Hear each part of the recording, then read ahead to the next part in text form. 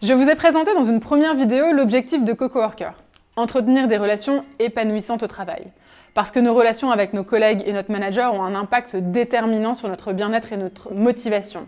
Mais aussi parce que nous avons besoin de bien nous entendre avec eux pour pouvoir faire notre travail. C'est pourquoi nous vous proposons de prendre soin de vos relations de façon continue et préventive. Mais comment ça fonctionne exactement ? Sur notre plateforme, nous vous invitons à partager à vos collègues et à votre manager 4 types de paroles. Des remerciements, des compliments, des messages d'excuses et de soutien. Autrement dit, nous vous invitons à activer 3 émotions positives. L'admiration, qui va s'activer lorsqu'on dit bravo, la gratitude, qu'on va développer en disant merci, et enfin, la compassion qu'on active en demandant pardon et en adressant des paroles de soutien. Ces 3 émotions positives nous intéressent parce que quand elles sont pratiquées régulièrement, elles permettent de créer de l'attachement et de la confiance. Elles permettent de renforcer les liens affectifs entre les personnes. On va par exemple se souvenir positivement d'une personne qui nous a soutenus ou encouragés dans un moment difficile. L'admiration, la gratitude et la compassion permettent aussi de prévenir les conflits, les rivalités et de désactiver l'agressivité. En fait, la plupart des conflits ou des offenses au travail sont causés par négligence, parce que j'ai oublié de vous inviter à une réunion ou de vous répondre à un mail. Le fait de prendre le temps de m'excuser auprès de vous va faire toute la différence sur notre relation future. Ce qu'il faut garder en tête, c'est que les émotions sont à la source de nos relations aux autres. Elles nous attirent ou elles nous éloignent. Ainsi, les émotions positives, comme celles qu'on vient de voir, donc la gratitude, l'admiration et la compassion, nous attirent, tandis que les émotions négatives, comme l'envie et la peur, nous éloignent. Et la pratique de ces 3 émotions va non seulement influencer positivement vos relations aux autres, mais elles vont aussi être bénéfiques pour vous. Parce que plus nous exprimons notre gratitude, plus nous ressentons de la gratitude à notre tour. Nous gagnons aussi en confiance en nous-mêmes et nous améliorons nos relations avec notre entourage parce que nous prenons conscience de ce que les autres font pour nous. Et d'ailleurs, c'est vertueux pour le destinataire, parce qu'une personne qui se sent reconnue pour ses dons aura envie de donner davantage. Et cerise sur le gâteau, cette pratique a un impact sur notre santé.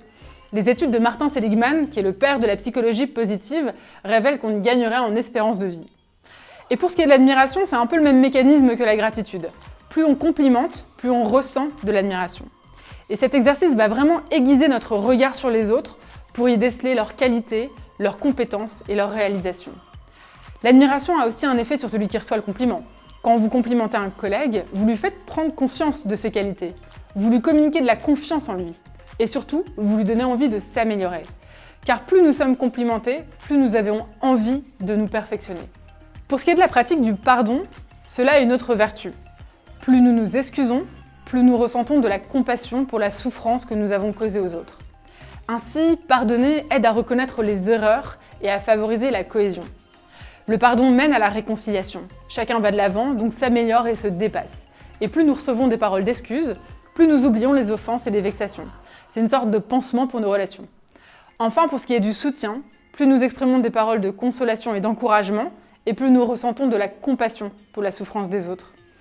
A l'inverse, plus nous recevons des paroles de soutien, plus nous nous sentons entourés et aimés. CoCoWorker est donc un outil pour vous aider à entretenir de bonnes relations professionnelles, vous l'avez compris. Mais c'est aussi un véritable outil de développement personnel. Parce que les appréciations reçues par vos collègues vont vous aider à mieux vous connaître et à prendre conscience de vos forces. Chaque message est en effet associé à une qualité humaine. Vous pourrez ainsi retrouver sur votre profil toutes les forces révélées par vos collègues depuis le démarrage.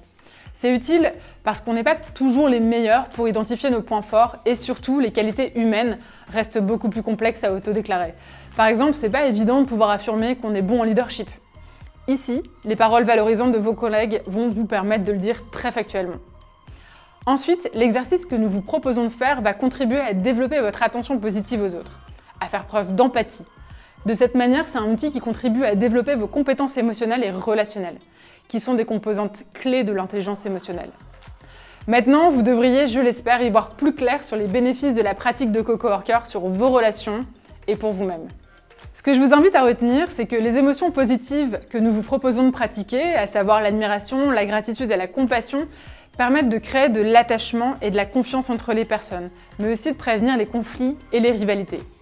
Enfin, CoCoWorker est un véritable outil de développement personnel qui vous permet d'apprendre sur vos forces et de développer votre intelligence émotionnelle. Dans la prochaine vidéo qui vous sera envoyée, je répondrai aux questions que vous vous posez certainement sur l'existence, la pratique et les potentiels risques de l'outil. Merci pour votre écoute et à bientôt.